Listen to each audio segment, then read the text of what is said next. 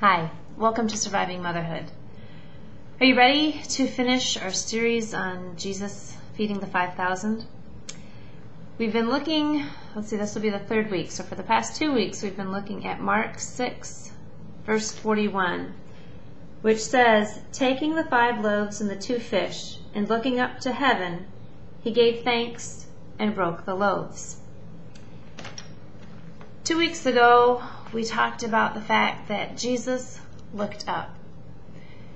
His disciples looked around at all the hungry people. They didn't understand how they were going to be able to feed everybody. But Jesus looked up. Last week, we talked about the fact that Jesus gave thanks. I told you I don't think he was necessarily giving thanks for 5 loaves of bread and 2 fish when there were thousands of people who needed to eat. I think he was giving thanks because of who God is, because he knew that God could take that little offering and he could make it enough. And this week, I want to finish up by talking about the third thing that Jesus did after he took the loaves and the fish. He looked to heaven, he gave thanks, and then he broke the loaves. Jesus took the loaves in his hand and he broke it. And somehow in breaking the bread, the power of God came in and made that little offering enough. I don't understand how it happened. I only know those 5 whole loaves of bread could not have been enough to feed all those people. When I think about the fact that Jesus broke the bread, and in breaking the bread, that offering became enough, I realize that's exactly what he does with me. I'm not enough of a mother for my children. I'm not fun enough. I'm not smart enough. I'm not creative enough. I'm just not enough.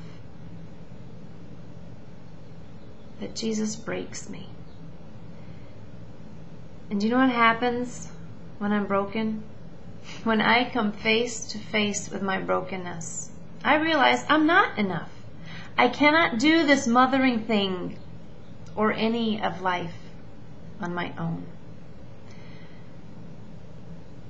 But when God breaks me, when I realize I need to rely on him for every single moment of my life,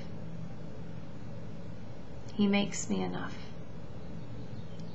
I don't understand it. I don't understand how he does it. But I trust him. And do you know what I've found?